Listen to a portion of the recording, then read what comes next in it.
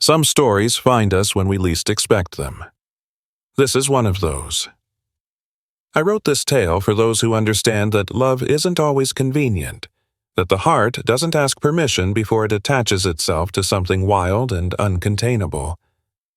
It's for grandparents who remember the dog that changed everything, the horse that taught patience, the cat that appeared on the doorstep and never left.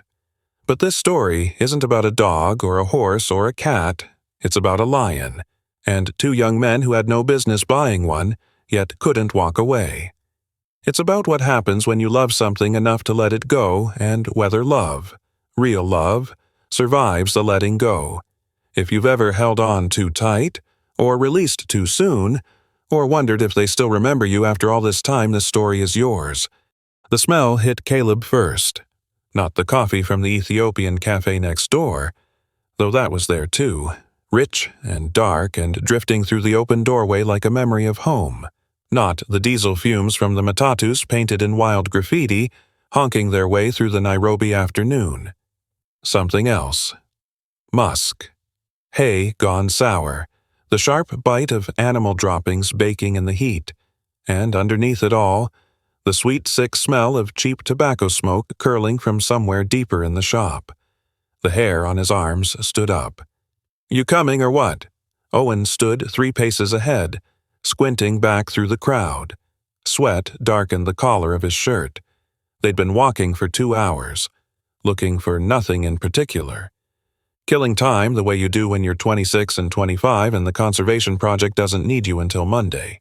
"There's a shop," Caleb said. "There's 100 shops. This one's different." Owen followed his gaze to the wooden sign hanging crooked above a narrow doorway. The paint had faded to the color of old bones, but the words were still legible, Mwangi's Exotics. "Mate, no." Owen shook his head. "I know that look. That's the look you had before you adopted the 3-legged wallaby back home, and the blind cockatoo, and the just a look. Famous last words." But Caleb was already moving toward the door. Inside, the air changed. Cooler, somehow, despite the lack of proper ventilation. Thicker. A ceiling fan turned slowly overhead, its wooden blades clicking with each rotation like an old clock counting down to something. Sawdust covered the floor, soaking up whatever had been spilled there over the years.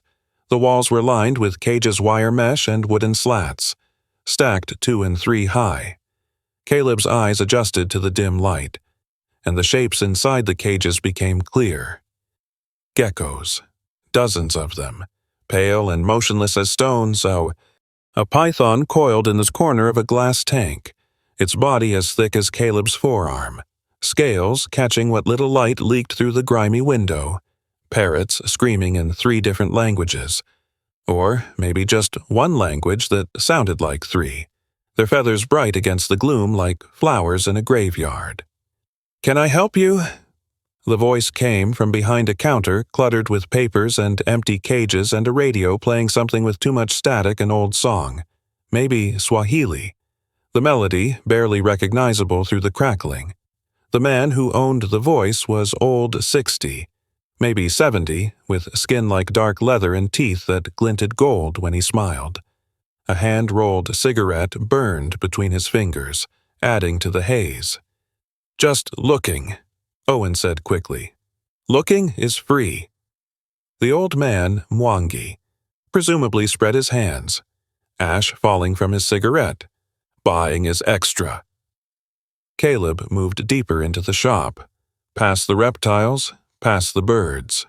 The floorboards groaned under his weight, warped from years of humidity and neglect. Toward the back, where the light didn't reach and the smell grew stronger, that animal musk, heavy and primal. "What's back there?" Mwangi's smile faded. "Just slightly, just enough. Nothing for tourists." "We're not tourists. We work at the Mara Conservation Project. Volunteers." The old man studied him for a long moment, smoke curling up past his eyes. Then he shrugged. "Go look, then. But don't say I didn't warn you."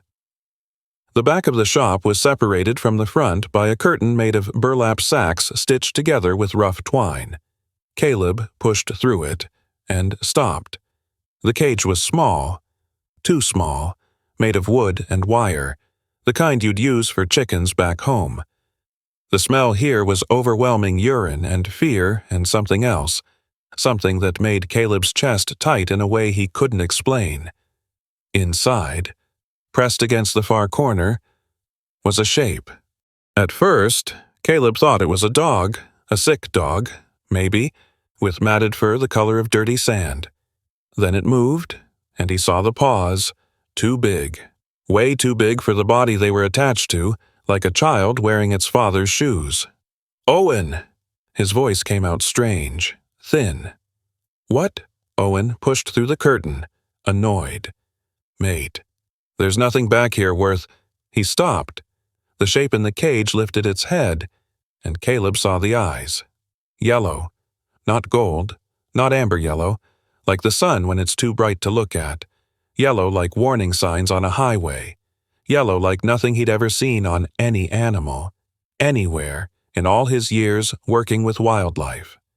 The creature blinked, and Caleb understood, with a certainty that settled into his bones like cold water, that he was looking at a lion cub, here, in this shop, in the back of this shop, in a cage meant for chickens, in a city of 4 million people. "That's a lion," Owen whispered. "Yes. That's a lion. Caleb." "I know." Mwangi appeared behind them, arms crossed, gold teeth catching the light from the front room. His cigarette had burned down to a stub, but he didn't seem to notice. "Found my special item. Did you—" Caleb couldn't look away from those yellow eyes. The cub hadn't moved, hadn't made a sound, just watched him with an intensity that felt almost human, almost knowing. "Where did you get it?" "Poachers." Mwangi said the word without emotion, the way you'd say rain or Tuesday. "They shot the mother out near Tsavo, tried to sell the cub to a collector in Dubai. Deal fell through, so—" He shrugged, grinding out the cigarette stub on the edge of a cage. "Here we are. How much?" The question was out before Caleb knew he was going to ask it. Owen grabbed his arm, fingers digging in hard. "No, Caleb, look at me. We are not." "How much?" Mwangi smiled, slowly. The gold teeth caught the light. 200 American. That's the friend price. Because you work with animals. $200. 3 months of their beer money. The last of his savings from the job at his uncle's construction site back in Brisbane. The cub was still watching him. Still silent. Its ribs showed through its fur like the bars of a smaller cage inside the cage. How long since it had eaten properly? How long since anyone had shown it? Kindness. "Caleb," Owen's voice was desperate now. "We live in a third-floor apartment. We don't have a yard. We don't have mate. It's a lion. A lion. I know what it is." Caleb reached for his wallet.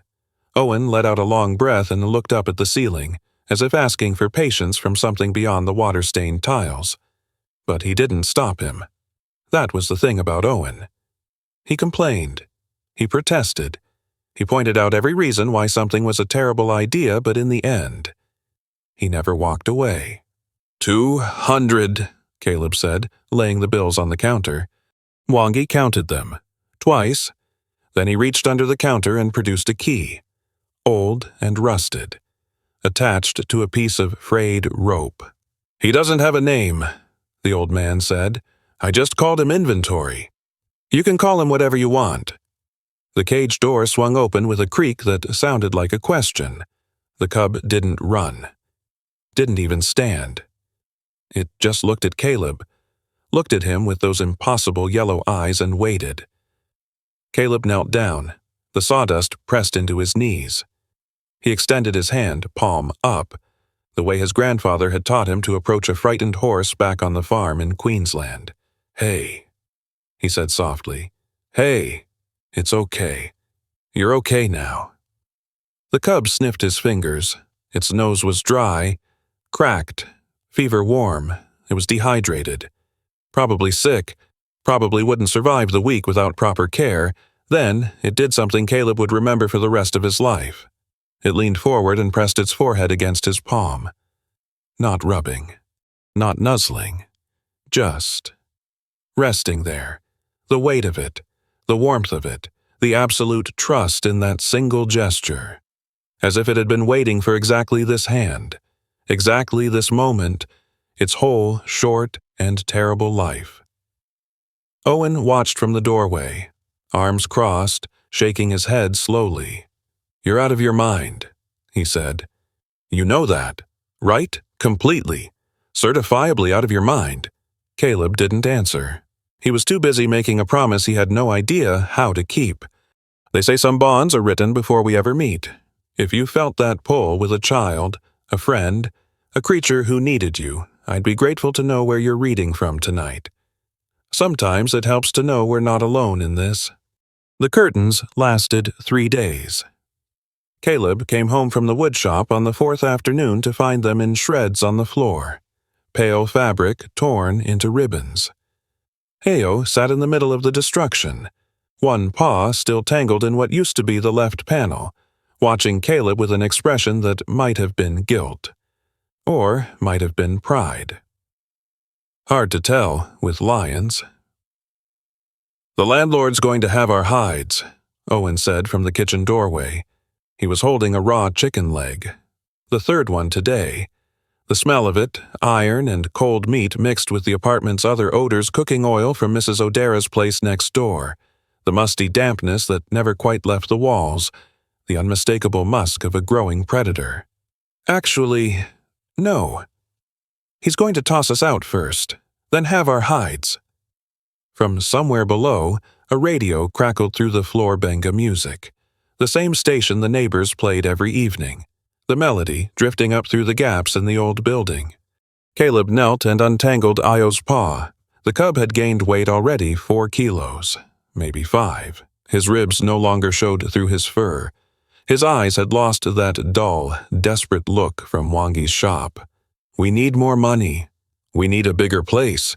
We need a yard. We need—" Owen stopped, rubbed his face with his free hand.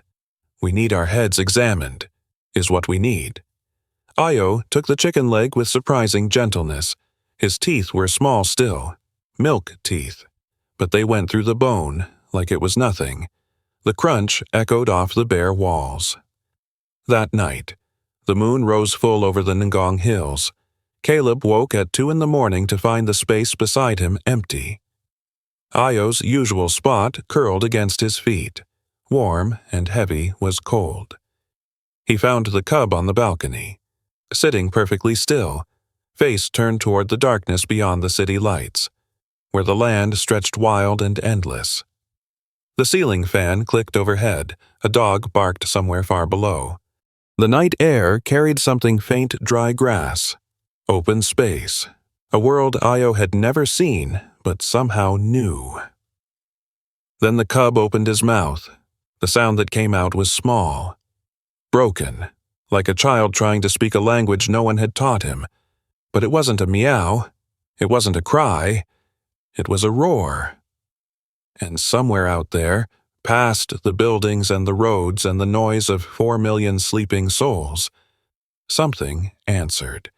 The scream came from the hallway, high-pitched, a child's scream, the kind that cuts through walls and floors and closed doors like they're made of paper. Caleb was off the couch before his brain caught up with his body. He knew that scream. He'd heard it 100 times in the stairwell, in the courtyard, outside his door when she came asking to pet the big kitty. Amina, Mrs. O'Dara's daughter, 7 years old, gap-toothed smile, braids tied with yellow ribbons that bounced when she ran. The apartment door was open. He didn't remember leaving it open. Io stood in the hallway, frozen mid-step. His paw was raised. Claws extended the way cats do when they're playing, when they don't know their own strength. And Amina sat on the floor 3 feet away, clutching her arm, tears streaming down her round cheeks, Red on her forearm, bright red. 3 parallel lines, already welling up, already dripping onto the concrete floor. Amina! Caleb dropped to his knees beside her. Let me see. Mrs. O'Dara appeared at the top of the stairs. Her eyes went from her daughter, to the blood, to the lion standing in the hallway of her apartment building. The bag of groceries in her arms hit the floor. Tomatoes rolled across the landing. She screamed too. The next hour blurred into fragments. Mrs. O'Dara carrying Amina downstairs, her wails echoing up the stairwell. Owen pulling Ayo back into the apartment, struggling against 45 kilos of confused animal who didn't understand what he'd done wrong. Neighbors gathering on the landing, voices rising in Swahili and English and something in between. Someone saying the word police over and over like a drumbeat. Caleb sat on the floor with his back against the wall. His hands wouldn't stop shaking. The scratches weren't deep. Amina would be fine. A bandage, maybe a tetanus shot, definitely a scar she'd show her friends at school someday. But fine, she would be fine. Ayo hadn't meant to hurt her. Caleb knew that with absolute certainty. It was play.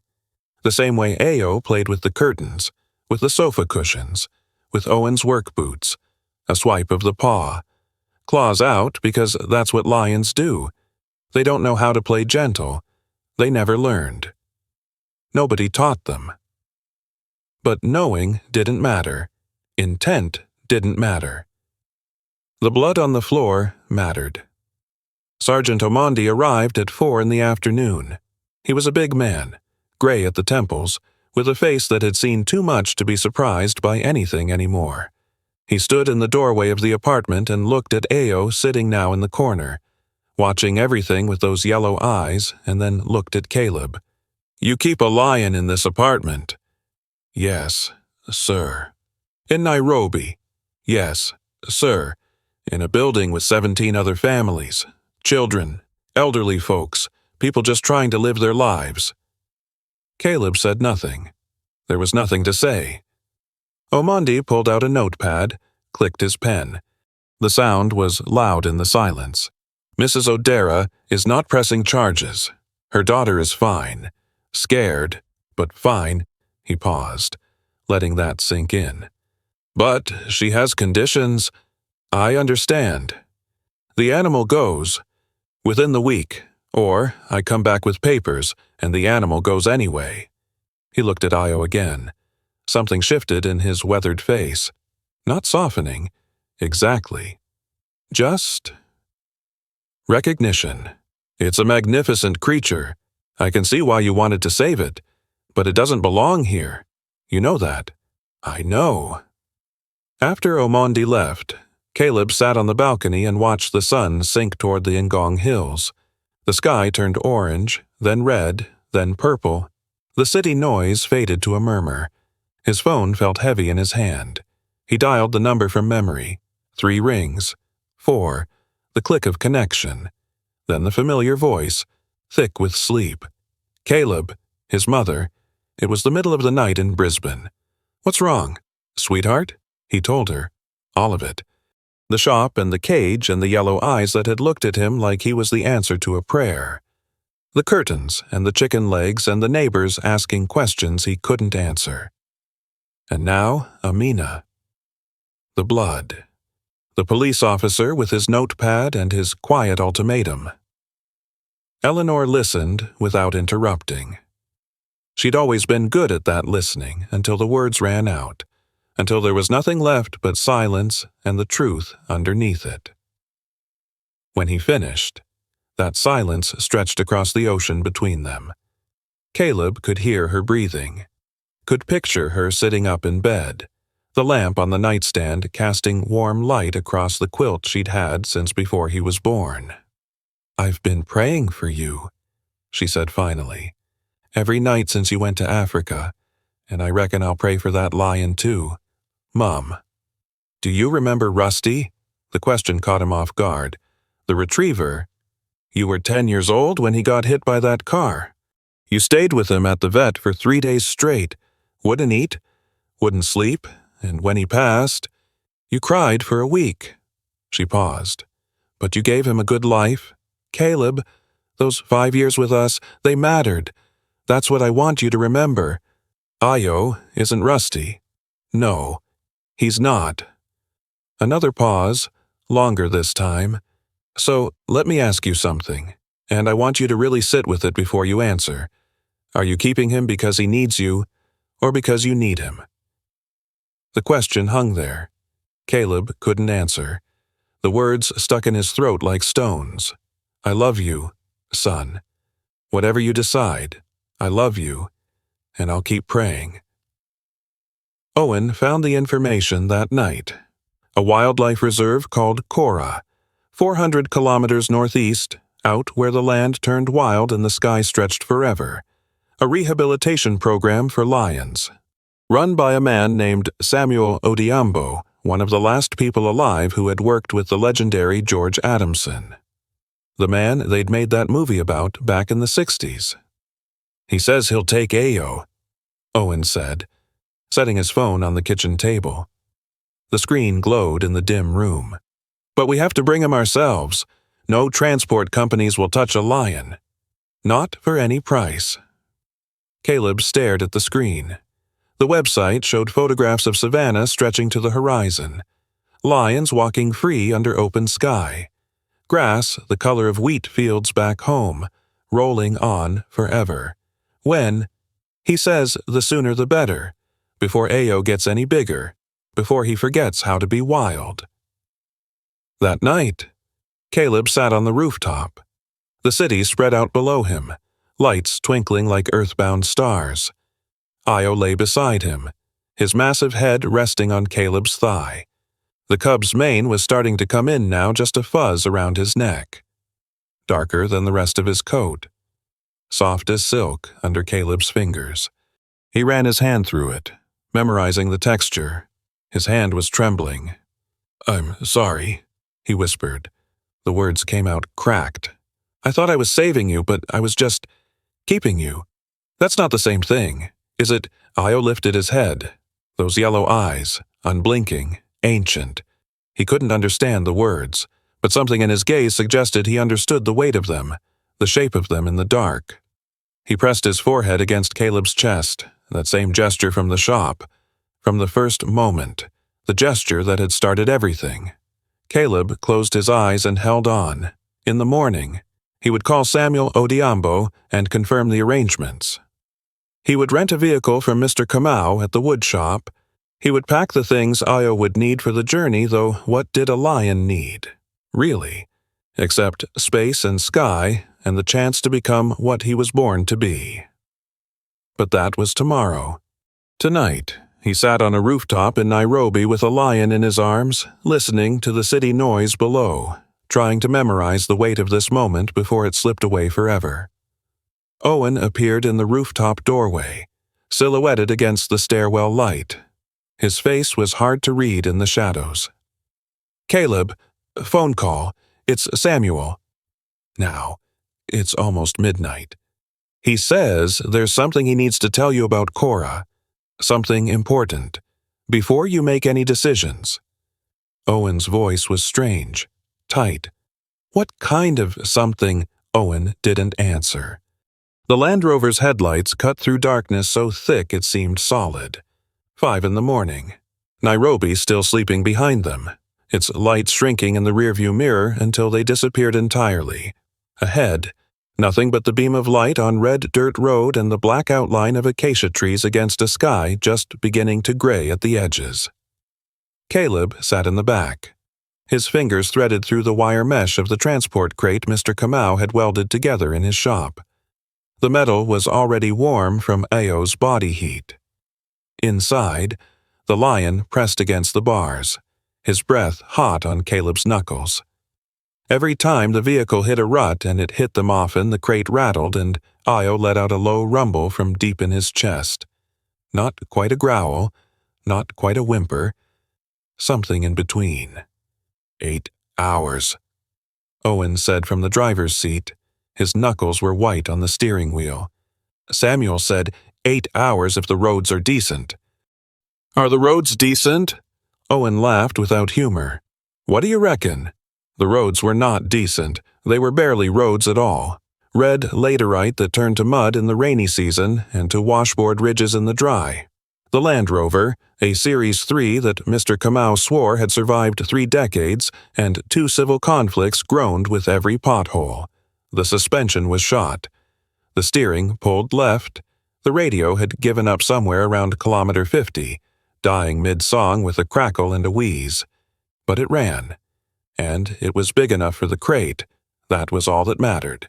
The sun rose around 7, spilling orange light across a landscape that had changed without Caleb noticing. The buildings were gone. The paved roads were gone. Even the telephone poles were gone. Just savanna, now endless golden grass dotted with flat-topped trees, stretching to a horizon that seemed impossibly far away. The heat came with the sun. It pressed through the windows like something physical, something with weight. Caleb's shirt stuck to the vinyl seat back. Sweat ran down his temples, his neck, pooling in the hollow of his collarbone. Red dust crept in through every crack and seam, coating his skin, his hair, the inside of his nostrils. When he licked his lips, he tasted Africa dry and mineral and ancient. Io had stopped rumbling. He was pressed against the front of the crate now, nose pushed through the wire mesh, nostrils flaring. Caleb watched him. The cub's eyes were different, wider, more alert. His ears swiveled constantly. Tracking sounds, Caleb couldn't hear the rustle of grass, the cry of birds, the distant bark of something that might have been a baboon. He knows, Caleb said quietly. Owen glanced in the mirror. Knows what? That this is his place, where he belongs. He's a lion, mate, not a philosopher, but Caleb saw it. The way Io's body had changed, less tense, more focused. Like a man returning to his childhood home after years away. Recognizing things he'd never consciously learned but somehow remembered anyway. Owen started talking around kilometer 200. Nervous chatter at first, filling the silence, then gradually settling into something more purposeful. You know about George Adamson, the Lion Man. From that film, Born Free. 1966. My gran watched it a dozen times. Owen shifted gears as the road climbed a gentle rise. George and his wife Joy raised a lioness named Elsa, taught her to hunt, released her into the wild. The whole world fell in love with that story. What happened to him? Kept working with lions for another 30 years, built a camp in Cora, rehabilitated dozens of them. Owen paused. Poachers shot him in 1989. He was 83 years old. The words hung in the hot air. Samuel worked with him. Owen continued. For almost 20 years. Learned everything from the old man. That's who we're taking Ao to. Someone who actually knows what he's doing. Caleb said nothing. He just kept his fingers pressed against the mesh, feeling Io's breath move in and out. In and out. They stopped at the Tana River around noon. Owen pulled the Land Rover off the road and killed the engine. The silence that followed was enormous.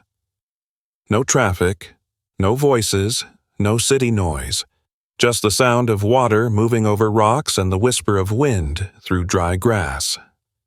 The smell hit Caleb as he opened the door. River mud, green growth, something alive and moving. I need to stretch my legs, Owen said. Find a bush. You good here? Caleb nodded. He waited until Owen disappeared behind a thicket of scrub. Then he unlatched the crate door. Ao didn't bolt, didn't even move at first. He just stood there, looking at the open door, at the world beyond it. Then, slowly, deliberately, he stepped out. His paws touched African soil, real soil, wild soil, not the concrete of Nairobi or the linoleum of the apartment, and he froze. Caleb held his breath. Io lowered his head, sniffed the ground.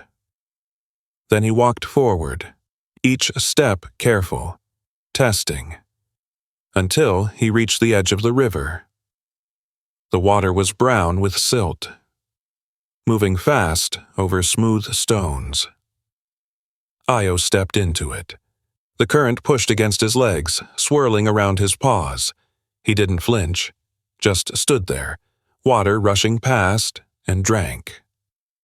When he lifted his head, water dripped from his muzzle. He looked at Caleb. Then he looked past him, toward the horizon, where the savannah stretched endlessly under a sky so blue it hurt.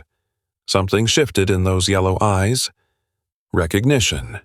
Not of this specific place Io had never been here before, but of something deeper, something encoded in his blood and bones. This was lion country. Had been lion country for millions of years before humans built their cities and their cages and their shops that sold living creatures for $200 American. Io belonged here. Caleb had always known it, but knowing and seeing were different things. "Come on," he said softly. "Back in the crate. We're almost there." Io looked at him. For a moment, Caleb thought he might refuse, might turn and run into that endless grass and disappear forever. But he didn't. He walked back to the Land Rover and stepped into the crate without protest. As if he understood, as if he trusted that wherever they were going was where he needed to be. Owen returned, brushing dust off his pants. "All good. Yeah, let's go." They reached Cora at 6 in the evening.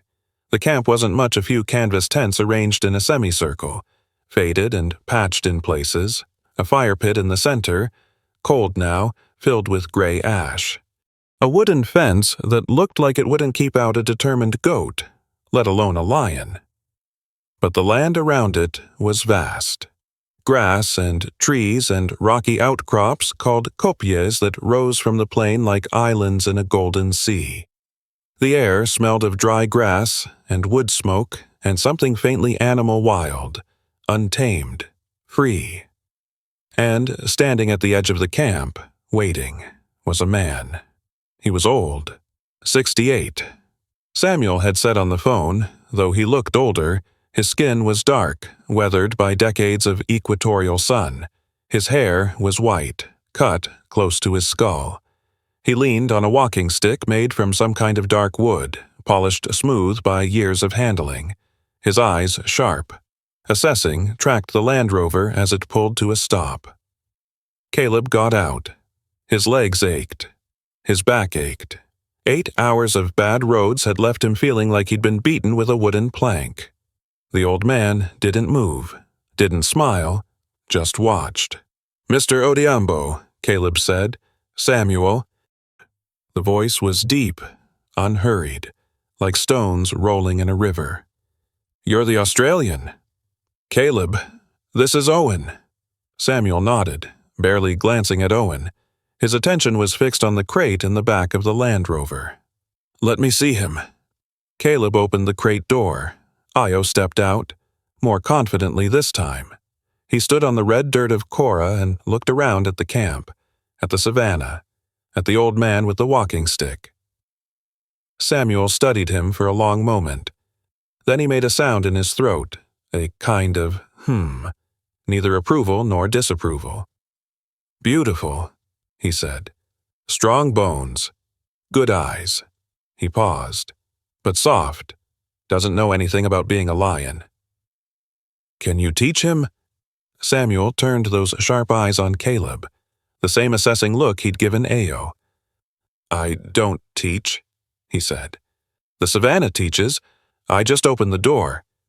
He turned and began walking toward the camp, his stick leaving small round marks in the dust. "Come, you'll eat. Rest. Tomorrow we begin." "Begin what?" Owen asked. Samuel didn't turn around. "Finding out if your lion is really a lion, or just a big cat who looks like one." Caleb looked at Ao. The cub was watching Samuel walk away, ears forward, tail still.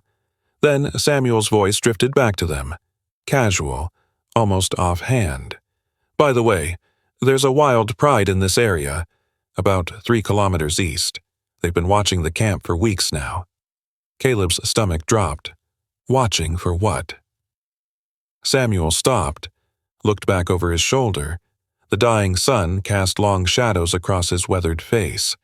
New territory, he said. New blood. A thin smile, but there was no warmth in it. Your cub smells like the city, like weakness.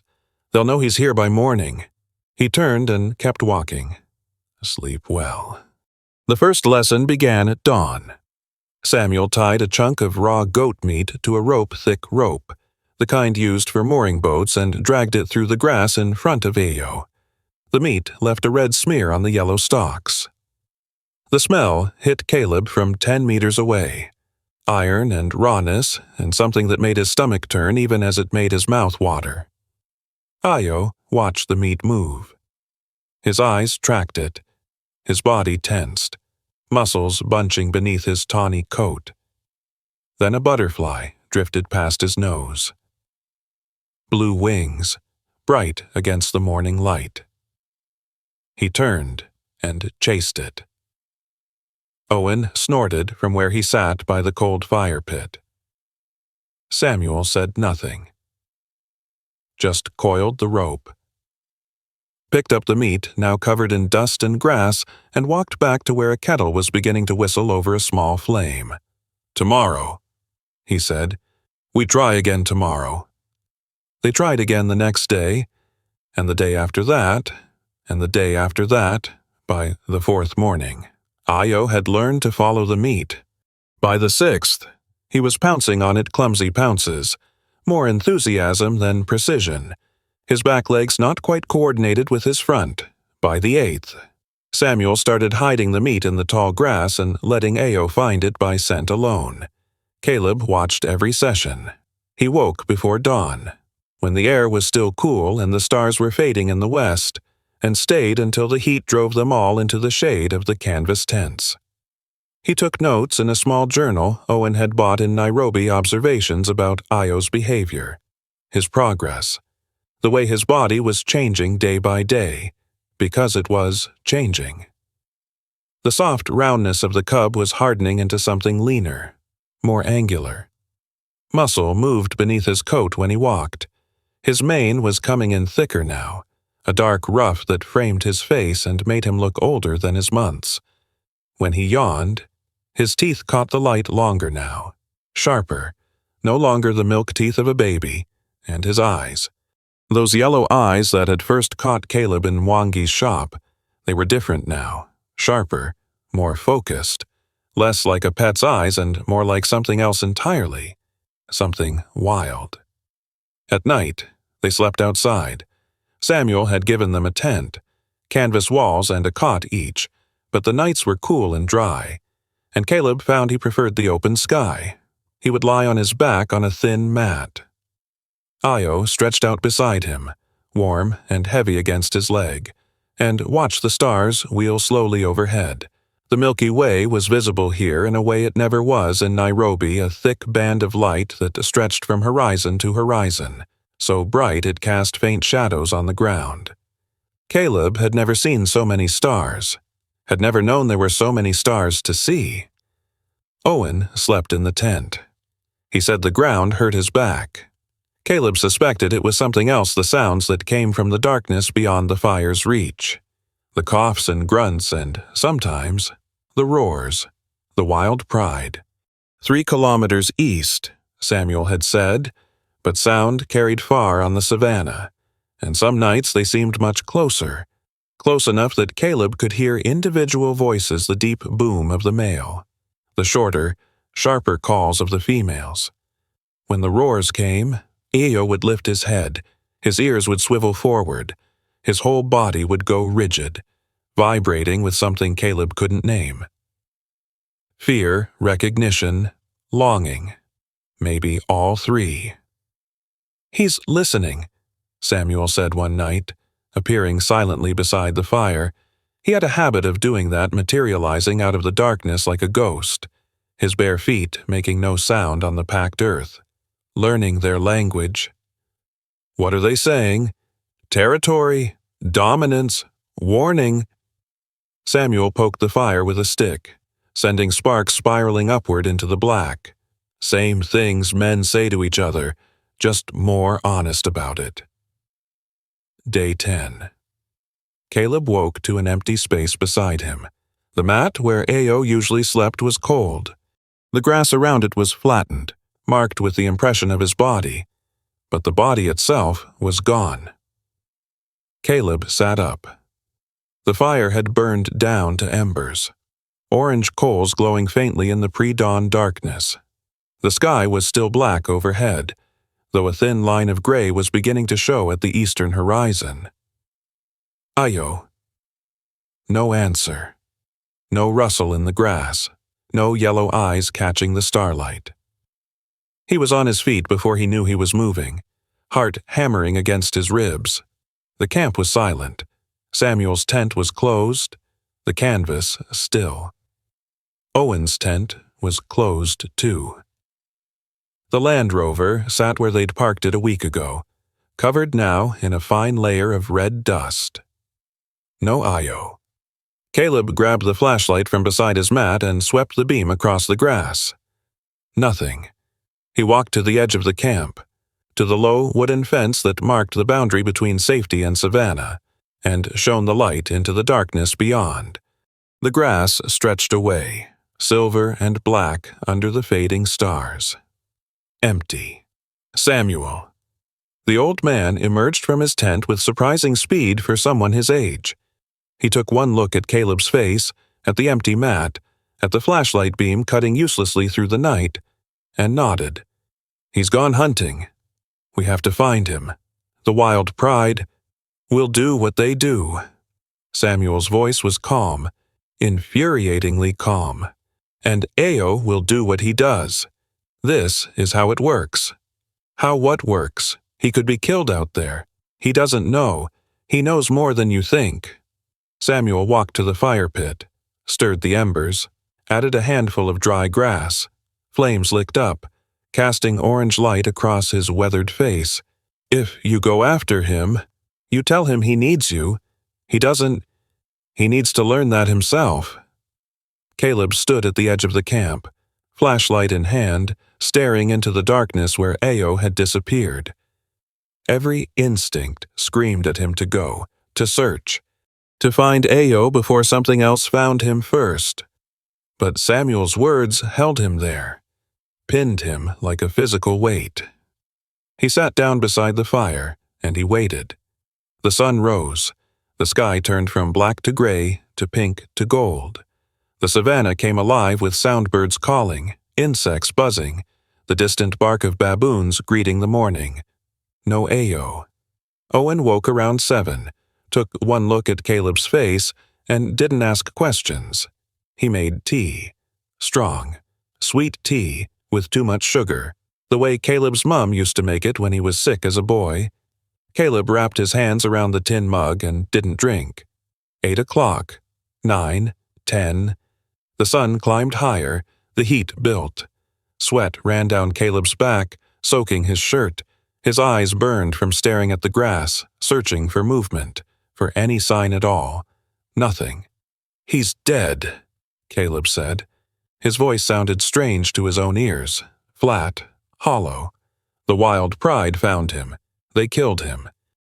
Samuel, sitting in the shade of an acacia tree, said nothing. 11 o'clock. Caleb's head was pounding. He hadn't eaten, hadn't slept. The tea had gone cold in his hands, untouched. Owen had tried talking to him twice and given up both times. Then, movement in the grass, 100 meters out, maybe less. Caleb was on his feet, heart stopping, starting, stopping again. A shape emerged from the tall stalks. Low, slow, moving with a deliberate, unhurried gait that Caleb had never seen before. Ayo. His coat was dusty. Red dirt caked his paws and belly, and his muzzle was dark with something dried and crusted. Blood. He walked past Caleb without looking at him. Straight to the water trough Samuel kept filled by the fire pit. He drank, long and deep, water dripping from his chin. Then he walked to the shade of the acacia tree, circled twice, and lay down, his eyes closed. He was asleep in seconds. Caleb stood frozen, staring. Ayo hadn't come to him, hadn't pressed his head against his leg, hadn't made that rumbling sound in his chest that meant comfort, recognition, home. He'd walked right past, like Caleb wasn't even there. Samuel appeared beside him, silent as always. "You see the blood on his mouth?" Caleb nodded. His throat was too tight to speak. "He caught something last night, killed it, ate it." Samuel's voice was soft, almost gentle. "He just became a lion." Caleb looked at Ayo, sleeping peacefully in the shade, the cub he'd bought for $200 in a Nairobi shop, the creature he'd fed chicken legs and let sleep on his chest and promised to protect. That creature was gone. Something else had taken its place, something that didn't need him anymore. "This is good," Samuel said. "This is what you wanted." Was it Caleb couldn't remember anymore that night? Ayo didn't sleep beside him. He chose a spot 20 meters from the camp, just outside the fence line, and lay there alone, facing the direction of the Wild Pride's territory. Caleb lay on his mat and watched the dark shape in the grass. The distance between them had never felt so vast. And then, from the east, a roar split the night, deep, powerful, the voice of a fully grown male lion claiming his kingdom. Ayo lifted his head, and for the first time, he roared back. The letter arrived on a Tuesday. Owen found it in the mailbag that Samuel's supply runner brought from Garissa once a week along with canned goods, batteries, and newspapers so old the news had become history. The envelope was crisp and white against the dust-covered canvas of the bag. The seal of the Australian Embassy in Nairobi pressed into the paper like a brand. He opened it, standing by the Land Rover, away from the camp, away from Caleb. His eyes moved across the typed words. His face didn't change. When he finished reading, he folded the letter carefully along its original creases, slipped it back into the envelope, and tucked it into the pocket of his cargo pants. He didn't mention it at lunch, didn't mention it during the afternoon session when Samuel worked with Ayo on stalking movements through the tall grass low body. Slow steps, eyes fixed on the target. Didn't mention it at dinner, when they ate tinned beans and stale bread around the fire while the sun sank toward the horizon and painted the sky in shades of blood and gold. But Caleb saw. He saw the way Owen's hand kept drifting to his pocket, fingers brushing the outline of the envelope, the way his friend's eyes went distant when he thought no one was watching, staring at something far beyond the savannah, the way he laughed a beat too late at Samuel's dry observations about the weather, the wildlife, the state of a world that seemed impossibly distant from this place. Something was wrong. Caleb waited until Samuel had retreated to his tent for the night, until Ayo had wandered off to his sleeping spot beyond the fence line, until the fire had burned down to a bed of glowing coals that pulsed like a living heartbeat in the darkness. Then he said it. The letter. What did it say? Owen went still. His hand stopped halfway to the kettle. For a long moment, he didn't move, didn't speak, didn't seem to breathe. "Visa," he finally said. The word came out flat. "Dead. Expired. 2 weeks to leave the country or face deportation proceedings." The words hung in the air between them, visible almost, like the smoke rising from the dying fire. Both of us. Both of us." Caleb looked at the coals. They shifted and settled, sending a small shower of sparks upward into the night. Somewhere in the distance, a hyena called that strange laughing cry that sounded almost human, almost mocking. "I knew," he said quietly. I mean, I didn't know the exact date, but I knew it was coming. Why didn't you say anything? Same reason you didn't, I reckon. Caleb picked up a stick, poked at the coals, watched them glow brighter, then fade. Didn't want to make it real. Owen pulled the letter from his pocket and held it out. Caleb didn't take it. Didn't need to. The words on that paper wouldn't change anything. Wouldn't make the deadline longer, or the distance shorter, or the choice any easier.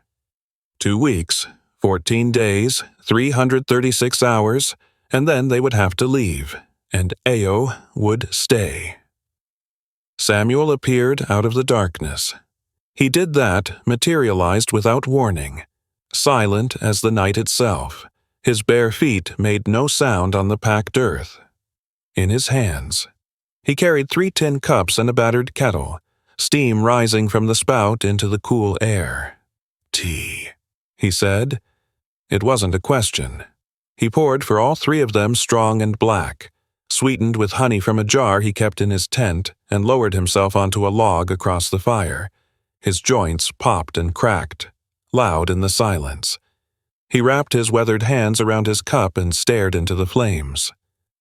For a while, no one spoke. The fire crackled. The stars wheeled overhead, thick and bright.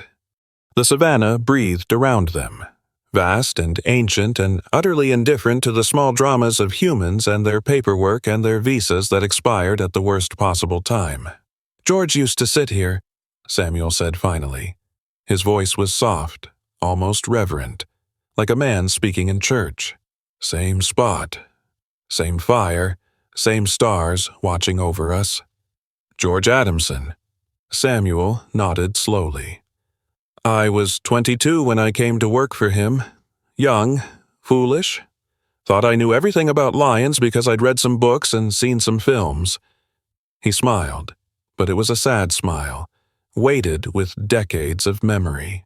George showed me I knew nothing, taught me to listen instead of talk, watch instead of act, wait instead of rush.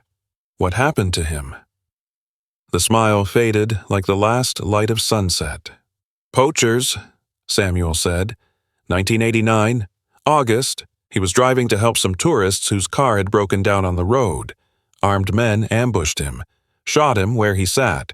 He paused, took a long sip of tea. He was 83 years old, still trying to help people, still believing he could make a difference. The fire popped. A log collapsed into the coals, sending sparks dancing. Do you think he succeeded? Caleb asked. Making a difference. Samuel considered the question for a long moment. His eyes were fixed on the flames.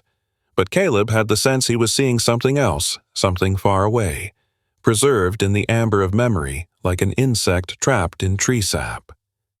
George used to say something, he said finally. He told me once, the lion doesn't need me. I need the lion. I didn't understand when I was young. Thought it was false modesty, the kind of thing wise old men say to seem humble. He looked up, met Caleb's eyes across the fire, the flames reflected in his dark pupils like tiny dancing spirits. Now I understand. He meant that the lion teaches us what we are, what we could be, what we've forgotten how to be. And did he change things in the end? He changed me. Samuel set down his cup on the hard-packed earth, changed the people who came here, who saw his lions, who learned what he learned. Maybe that's enough. Maybe trying to change the whole world is foolish, arrogant. Maybe all any of us can do is change one thing, one person, one lion. He stood slowly, his old bones protesting the movement with pops and creaks. Your visa, he said. Owen told me while you were watching Ao this afternoon. Caleb nodded. 2 weeks. Yes. Samuel looked toward the fence line, where Ao's dark shape was barely visible against the night, a shadow among shadows. Then you have 2 weeks to finish what you started. He turned back to Caleb, and something softened in his weathered face. Use them well, son. He walked into the darkness, toward his tent, and disappeared. Owen went to bed shortly after.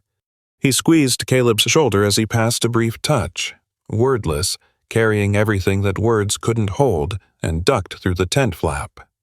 Caleb sat alone by the dying fire until the coals turned to ash.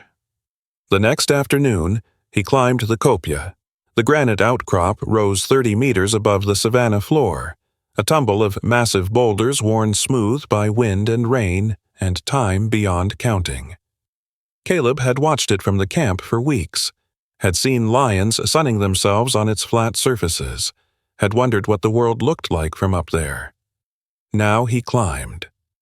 The rock was warm under his palms, heated by the afternoon sun. His muscles burned. Sweat ran into his eyes, stinging, blurring his vision. But he kept climbing, one handhold at a time, until he pulled himself onto the broad flat summit and stood there, breathing hard, looking out over the endless golden plain. The view stole what breath he had left, savanna in every direction, stretching to horizons so distant they seemed like the edge of the world. Grass and trees and the winding, silver thread of a river catching the sunlight. The sky was enormous here, a dome of blue so deep it seemed infinite, like you could fall upward into it and never stop falling. Vultures circled lazily on thermals far above. The wind carried the smell of dry grass and sun-baked earth and something wild, something free. A sound behind him. The scrape of claws on rock. Caleb turned. Io stood on the ledge below, looking up at him. His mane was thick now, nearly full, framing his face like a dark crown. His body had filled out with muscle and power. Nothing left of the scrawny cub from Mwangi's shop except those eyes, those yellow eyes that had looked at Caleb from a cage meant for chickens and seen something worth trusting. He climbed the last few meters and stood beside Caleb on the summit, not pressing against him, not asking for attention or affection, just standing there, shoulder nearly level with Caleb's hip now, looking out at the same view, breathing the same air, existing in the same moment. The sun began its slow descent toward the horizon.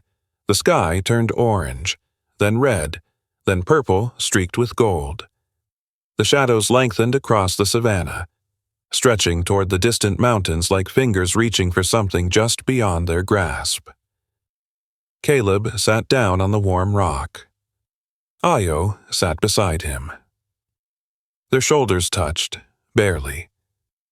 Just enough to feel. They stayed like that as the sun disappeared and the first stars emerged, and the night sounds began to rise from the grass below. Insects singing, birds settling, the distant whoop of a hyena beginning its evening hunt. Not speaking, because there was nothing to say, not moving, because there was nowhere else to be. Just existing together in this moment that would never come again. Far below, at the base of the copia, a flash of light. Caleb looked down and saw Owen standing in the grass, camera raised to his eye, capturing what couldn't be captured, two silhouettes against the dying sky. Man and lion, together for a little while longer. The shutter clicked. A small sound, a permanent sound, and from somewhere to the east, hidden in the gathering darkness. A lion roared, not Io's voice. Deeper, older, the voice of the wild pride's dominant male, calling across the night, asserting his ancient claim to this land. Io's head turned toward the sound, his body tensed beneath his thick mane, but he didn't roar back, he just listened, as if waiting for something only he could hear. 4 a.m. Caleb lay on his mat, eyes open, staring at the canvas of stars stretched above him. He hadn't slept, hadn't even tried. The hours had passed in a strange, suspended way, not fast, not slow, just passing. Like water through fingers, like sand through a glass that couldn't be turned over. Beside him, Io slept. The lion had returned to his old spot sometime after midnight. Caleb had heard him approach the soft pad of massive paws on dry grass, the rustle of the mat shifting under unexpected weight, and had kept his eyes closed, his breathing steady, pretending to be asleep. He didn't know why Ayo had come back, didn't know if it meant anything or nothing at all. But the warmth against his side, the slow rise and fall of that massive rib cage, the familiar smell of dust and musk and wildness, these things were real. These things were here to Chitishou. For a few more hours, 5 o'clock. The eastern horizon began to lighten. Gray first, then pink, then gold. The birds started their morning chorus, go-away birds and starlings, and something that sounded like laughter but wasn't. Caleb turned his head and looked at Ayo. The lion's eyes were open, yellow. Watching him, they looked at each other for a long moment, man and lion. Two creatures whose paths had crossed in a dingy shop in Nairobi and would now uncross. Diverge. Separate forever. Caleb wanted to say something, wanted to find words that would carry across the gap between species, that would lodge in Ayo's memory the way this moment would lodge in his own. But there were no words. There had never been words. Caleb stood up. Ayo watched him but didn't rise. Didn't follow. Just lay there, head on his massive paws, yellow eyes tracking Caleb as he walked to the Land Rover where Owen was already loading the last of their bags. Ready. Owen's voice was rough. He hadn't slept either. Caleb nodded. He didn't look back. The engine turned over on the third try. The wheels began to turn. Gravel crunched. The camp started to shrink in the side mirror.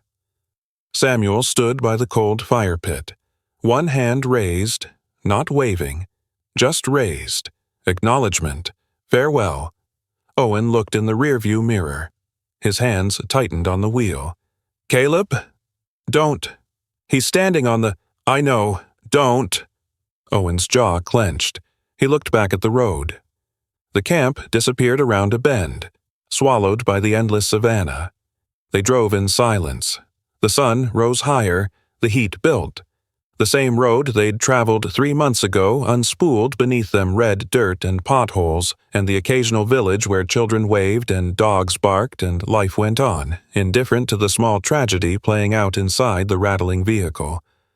Around noon, Owen pulled over. I need to stretch, he said. There's a river up ahead. We should fill the water jugs before the long stretch. Caleb nodded. He got out of the vehicle and walked toward the riverbank without really seeing where he was going. His legs moved. His feet found the path. His body functioned. But his mind was somewhere else back at the camp, on the kopje, watching the sunset with a lion at his side. The riverbank was muddy.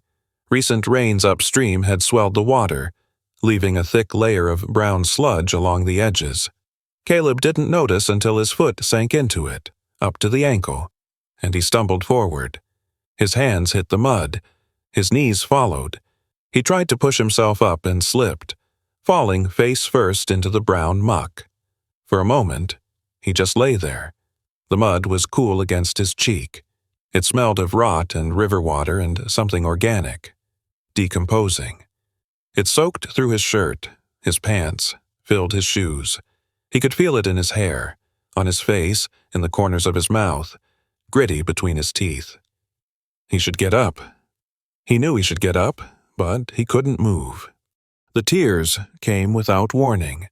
Not the gentle kind, not the dignified kind that could be wiped away and forgotten. These were ugly tears, the kind that twisted your face and made sounds come out of your throat that didn't sound human, the kind that racked your whole body, that made your chest heave and your nose run and your dignity dissolve into the mud beneath you. He was crying for Ayo, for himself, for the naive fool who had walked into a shop 3 months ago and thought he could save something, fix something, make something right. He was crying for all the nights on the rooftop in Nairobi, For the chicken legs and the shredded curtains and the way Ao used to press his forehead against his palm like he was the only solid thing in a shifting world. He was crying because he'd done the right thing and the right thing felt like dying. He didn't know if he was praying or just talking to the mud. But the words came anyway. Broken and desperate. Please, let him be okay. Let this have meant something. Owen found him like that, lying in the muck, covered in filth, sobbing like a child who'd lost everything. For a long moment, Owen just stood there. Caleb could see his boots at the edge of the mud flat, could sense his friend's hesitation, his uncertainty about what to do with a grown man wallowing in river sludge. Then Owen waded in.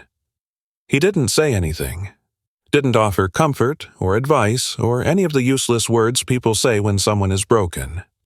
He just knelt down in the mud beside Caleb, getting his own clothes filthy, and put a hand on his back. They stayed like that until the tears stopped. Not because Caleb felt better, but because the body has limits, even for grief. He pushed himself up slowly, mud dripping from his face and chest and arms. Owen helped him stand. "You look like something the cat dragged in." Owen said quietly, "I know. Smell worse, actually. I know." They washed in the river-cold water that made Caleb's skin prickle and his teeth chatter. His clothes were ruined, caked with mud that wouldn't come out no matter how hard he scrubbed. Owen dug a spare shirt and pants from his bag, slightly too big but dry and clean. They got back in the Land Rover. They drove. The savannah gave way to farmland. Farmland to suburbs. Suburbs to the sprawling chaos of Nairobi. By the time they reached the airport, it was dark. The city lights glittered around them millions of lives, millions of stories. All of them continuing while Caleb's felt like it had ended somewhere back on that muddy riverbank. Check-in, security, the long walk to the gate. Owen handed him something. A photograph. The one from the copia, two silhouettes against a red sky. Man and lion, shoulders barely touching. "Samuel told me something," Owen said quietly. "While you were washing up, he said Ao stood on that rock for 3 hours after we left, watching the road." Caleb looked at the photograph. His hands were trembling. "Why didn't you tell me in the car?" "Because you asked me not to." The boarding call crackled over the speakers. Last call for flight QF418 to Sydney. Caleb tucked the photograph into his shirt pocket, close to his chest. He picked up his bag. He walked toward the gate. He didn't look back. The plane lifted off at 11:42. Caleb had the window seat. He watched Nairobi shrink beneath him, the lights, the roads, the dark expanse of land beyond the city where the savannah began, and Cora waited, and a lion perhaps still stood on a copia, watching a road that led nowhere now. Owen was already asleep beside him, head lolling against the headrest. Exhausted, Caleb pulled out the photograph.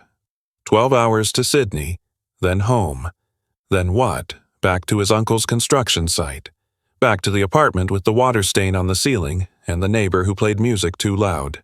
Back to a life that had seemed fine before Nairobi, before Mwangi's shop, before a pair of yellow eyes had looked at him from a cage and changed everything. He closed his eyes. Somewhere over the Indian Ocean, 30,000 feet above dark water. Caleb made a decision. 1 year. He would give it 1 year, and then he would go back. He had to know. The woodshop smelled like eucalyptus and sawdust. Caleb ran the plane along the edge of the board, watching the thin curl of wood peel away and fall to the floor. His hands moved automatically, grip, push, lift, repeat. The rhythm was mechanical, mindless. Exactly what he needed. 12 months. 365 days since the plane had touched down in Sydney. 365 mornings of waking up, going to work, coming home, staring at the photograph on his bedside table, and falling asleep only to wake and do it all again. He'd tried to be normal, tried to go out with the fellows from the shop for beers on Friday nights, tried to call his mother more than once a week, tried to smile when people asked how he was doing, to say fine and make it sound true, but the lie sat wrong in his mouth, like a stone, like something dead. "Caleb." He looked up. His uncle stood in the doorway of the shop, arms crossed, that familiar expression of concern and frustration creasing his weathered face. "It's 6 o'clock. You've been here since 5 this morning." "I know. That's 13 hours. Son, I know." His uncle opened his mouth to say something else, then closed it, shook his head slowly, walked away. Caleb went back to the plane. Grip, push, lift, repeat. The apartment was dark when he got home.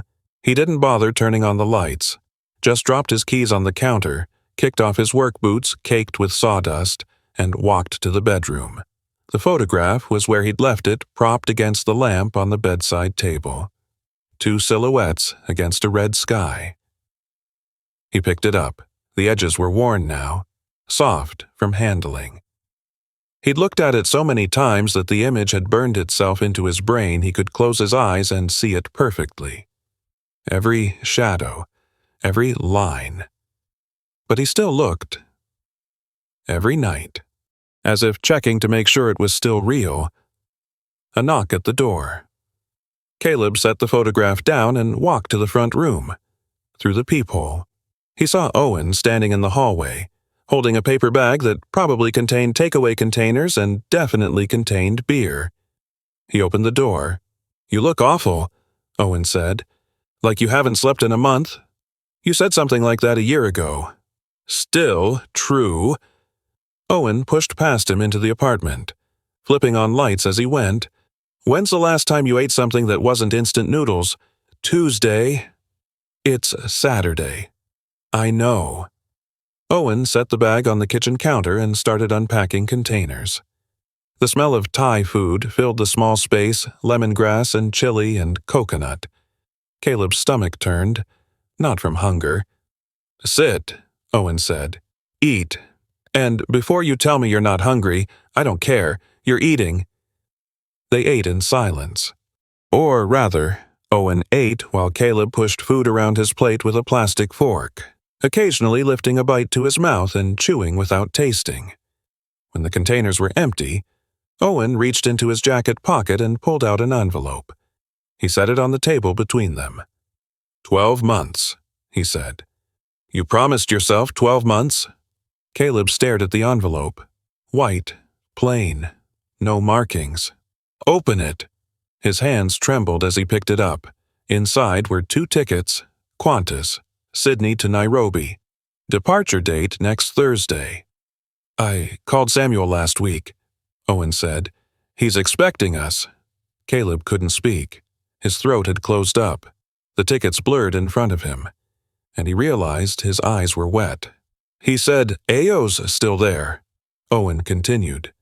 "Doing well, really well, actually. He's got his own territory now. 4 females. Samuel says he's the dominant male for about 20 square kilometers. The dominant male. The scrawny cub from Mwangi's shop, the one with ribs showing through his fur and paws too big for his body, that cub was now king of his own territory. What if he doesn't remember me? The question came out before Caleb could stop it.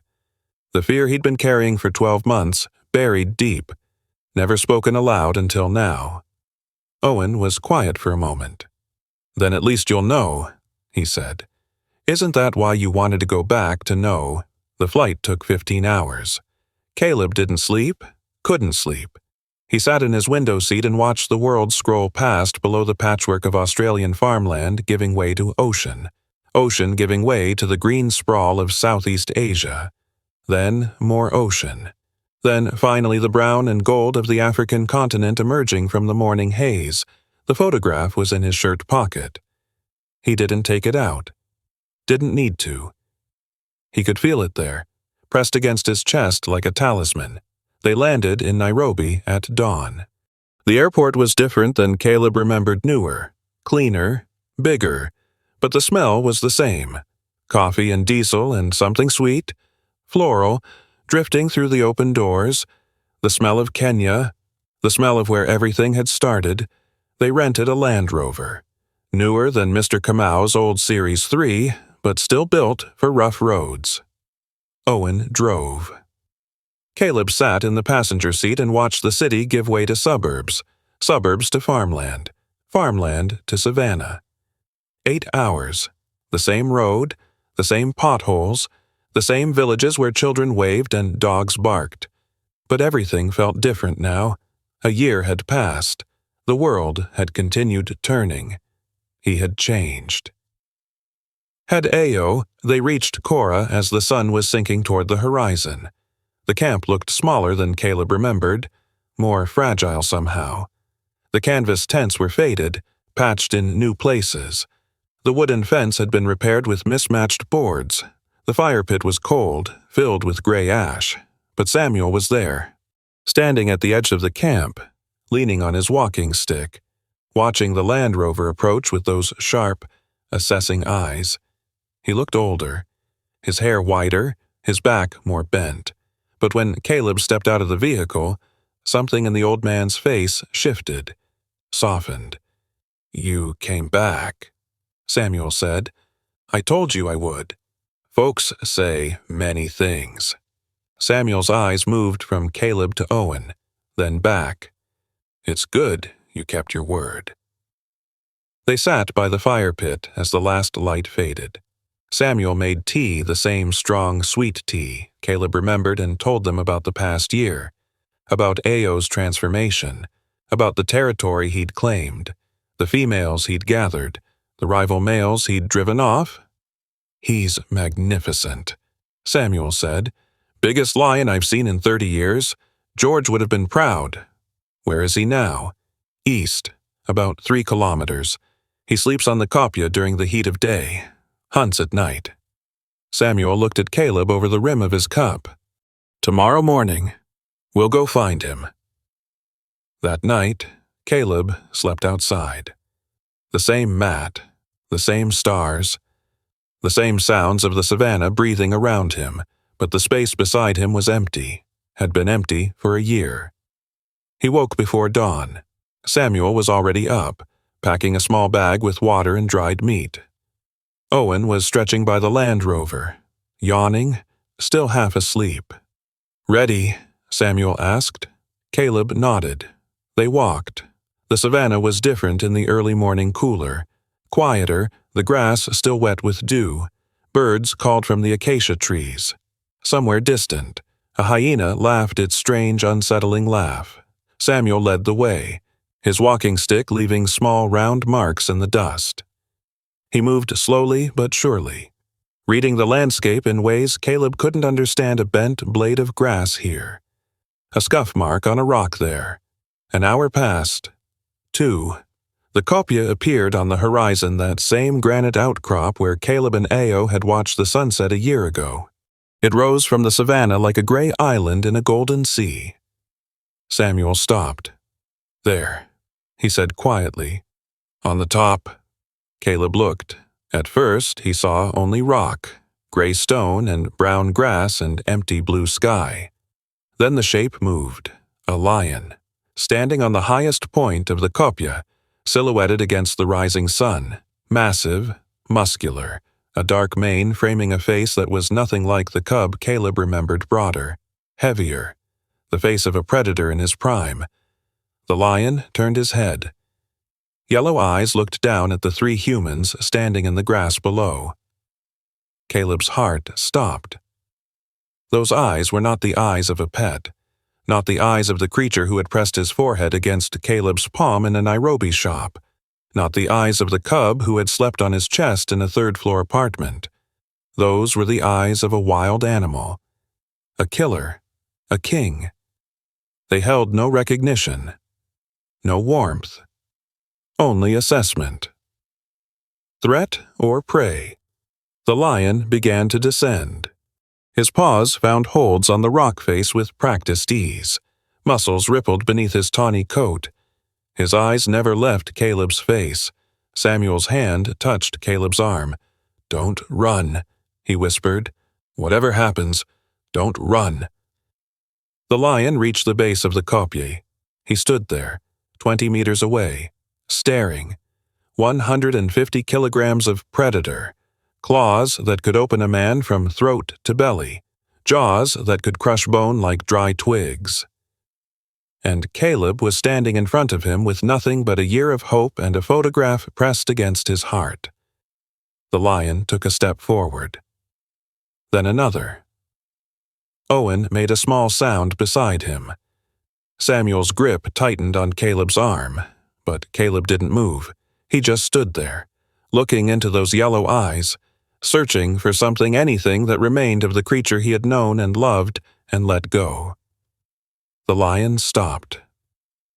3 meters away, close enough to smell musk and dust and the iron tang of old blood, close enough to see the scars on his muzzle, the notch torn from his left ear, the way his massive ribs expanded with each slow, measured breath.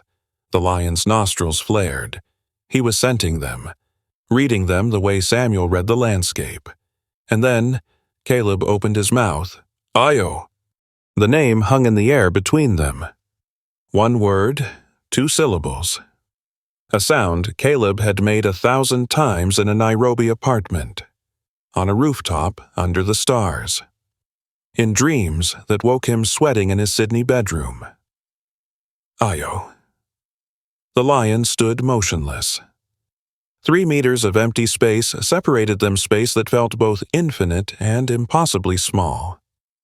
His massive head was level with Caleb's chest, his yellow eyes, unblinking, fixed on Caleb's face. Nothing moved, not the grass, not the birds, not the air itself.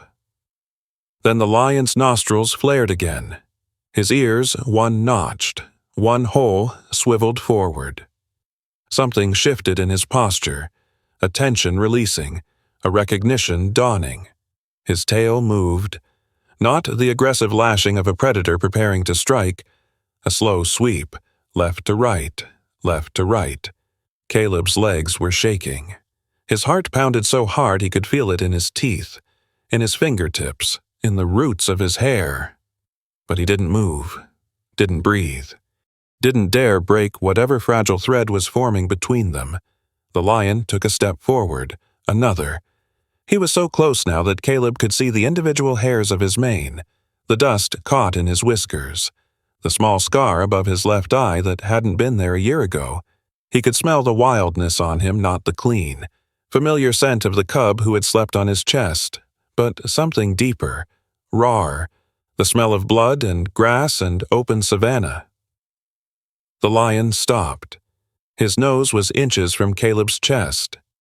He inhaled, long and slow, drawing in Caleb's scent the way a man might breathe in the smell of his childhood home after years away. And then the sound started deep in his chest. A vibration more than a noise at first, felt rather than heard. It built slowly, rising through his throat, emerging as a low, rumbling purr that Caleb hadn't heard in 12 months but would have recognized anywhere, any time, in any lifetime, the sound from the Nairobi apartment, from the rooftop nights, from the first moment in Wangi's shop when a starving cub had pressed his forehead against a stranger's palm. The sound of recognition, the sound of home, thank God. The words repeated in Caleb's mind, thank God, thank God. Ao surged forward. His massive paws hit Caleb's shoulders and the world tilted. Caleb's back slammed into the grass, the impact driving the air from his lungs. 150 kilograms of lion pinned him to the earth, paws pressing into his chest, face filling his entire field of vision. Owen shouted something. Samuel's voice cut through, sharp and commanding. But Caleb couldn't hear them. Couldn't hear anything except that rumbling purr, vibrating through Ao's chest into his own, shaking loose something that had been locked tight for a year. Io's tongue rough as sandpaper, wide as Caleb's palm dragged across his face, his cheek, his forehead, his closed eyes. He was being groomed. groomed by a wild lion in the middle of the African savanna, pinned to the ground like a cub being cleaned by its mother. The laugh that escaped Caleb's throat was wet and broken. His hands came up shaking, hesitant, and buried themselves in that thick, dark mane. The fur was coarser than he remembered, wilder, but underneath, the warmth was the same, the heartbeat was the same. "You remember," he whispered. His voice cracked on the words, "You remember me." Io's response was another long swipe of his tongue, this one catching Caleb's ear and leaving it dripping. Caleb didn't care. He lay there in the grass, covered in dust and lion saliva, a grown man with tears streaming down his face while a 200-pound predator stood over him and purred like a kitten. Owen appeared at the edge of his vision. His friend had stopped several meters away, frozen, face pale as milk. "Caleb, you okay?" Ayo's head turned, those yellow eyes fixed on Owen. The purring stopped. Owen took a step back, hands rising instinctively. But Ayo didn't growl, didn't bare his teeth. He simply looked at Owen for a long moment, assessing, remembering, and then stepped off Caleb and walked toward him. Owen's whole body went rigid. His hands hovered in the air, trembling. Ayo stopped in front of him and pushed his massive head against Owen's hip. The same gesture from years ago, from the apartment in Nairobi, from a lifetime that seemed like a dream now. "He remembers." Owen's voice was strangled, barely above a whisper. "He actually remembers both of us." "Of course he remembers." Samuel's voice. The old man stood where he had been standing all along, leaning on his walking stick, watching the scene with an expression Caleb couldn't quite read.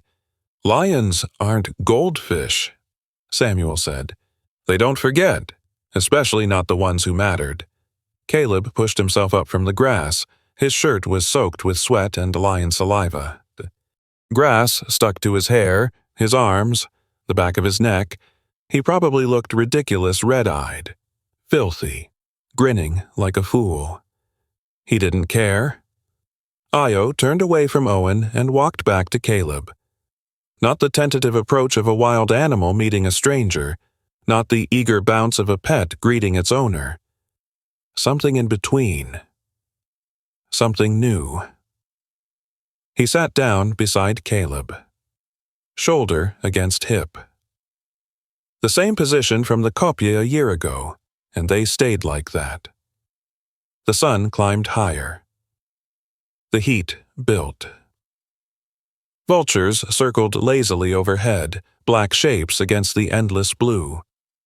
Somewhere in the distance, a herd of elephants moved across the plain, their gray bodies wavering in the heat shimmer like ghosts. Caleb sat in the grass with his hand resting on Ayo's mane and let the minutes pass without counting them. Owen sat a few meters away, still looking stunned. Samuel had retreated to the shade of an acacia tree, patient as the landscape itself, giving them space. Ayo didn't move. His eyes were half closed, his breathing slow and even. Every few minutes, that rumbling purr would start up again, vibrating through his body into Caleb's palm like a message in a language older than words. The hours slid past like water. The sun began its descent toward the horizon. The shadows lengthened. The light turned gold, then orange. Then the deep red of African sunset. "We should head back," Samuel said finally, emerging from the shade. "Before dark." Caleb nodded. He knew, had known all along that this moment would end, but knowing didn't make moving any easier. He stood, Ayo's head turned, yellow eyes tracking him.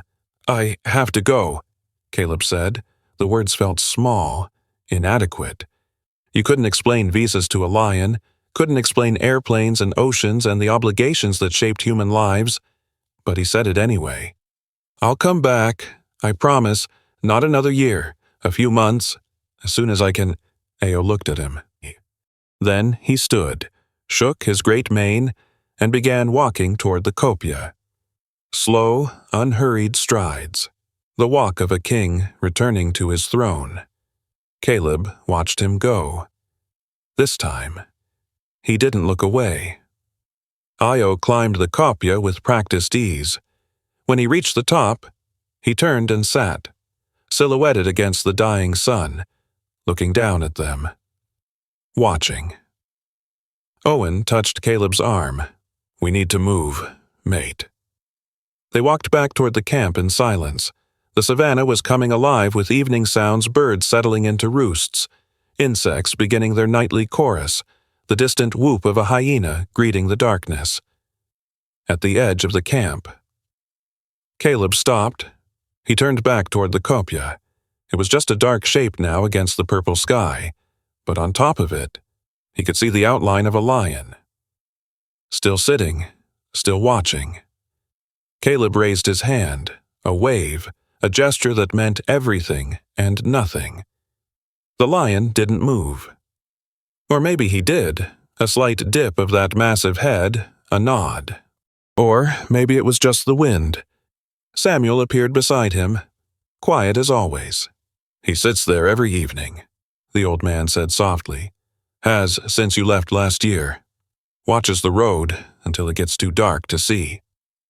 Caleb's throat tightened. "Why didn't you tell me in your letters? Some things a man needs to see for himself."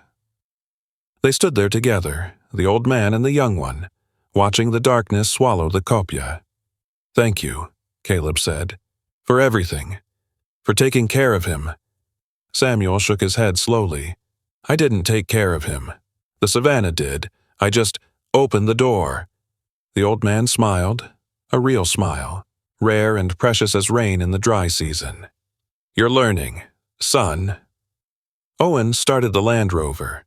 The headlights cut through the gathering dark. Samuel raised a hand in farewell. Caleb got in the passenger seat. The door closed. The engine rumbled to life. The camp began to shrink in the side mirror, but this time, Caleb didn't look away. He twisted in his seat, watching through the rear window, straining to see the kopje against the night sky. He couldn't see Io anymore. The darkness had taken him. But he knew the lion was there, sitting on that rock, watching the road, waiting. Caleb pulled the photograph from his pocket, worn soft now, edges frayed from a year of handling, and looked at it one last time, two silhouettes against a red sky. Then he tucked it away and turned to face the road ahead. The savannah stretched before them, silver under the rising moon. Owen glanced over. "You okay?" Caleb thought about the question. Really thought about it. The ache was still there, would probably always be there, a hollow space in his chest shaped like a lion. But it was different now. Not the sharp, cutting grief of loss. Something softer. Something that could be lived with. Something that felt almost like peace. "Yeah," he said. "I reckon I am." The Land Rover drove on into the night, and behind them, on a granite kopje overlooking the endless savannah, a lion lifted his head to the stars and roared, not a call of warning, not a claim of territory. Something else, a sound that carried across the grasslands and faded into the darkness, leaving only silence and the vast African sky and the knowledge that some bonds, once formed, can never truly be broken. Only stretched across distance and time, thin as spider silk, strong as iron. Waiting to be found again, there is a weight that comes after a story like this one settles into you. Not sadness. Exactly. Something quieter. Something that sits in the chest and asks only to be acknowledged. Not explained. Many of us have stood where Caleb stood, perhaps not in the African savannah, perhaps not with a lion, but at the edge of something we loved deeply and had to release a child leaving home, a friend moving to a distant city, a chapter closing before we were ready. We know what it is to love something that was never truly ours to keep. We know the tender ache of watching it walk away, and the strange, familiar peace that comes when we discover it remembered us after all.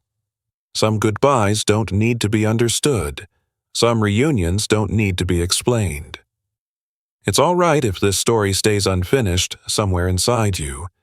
It's allowed to rest there, heavy and familiar, without asking anything more. If you stayed until the end, that was enough. Thank you for being here.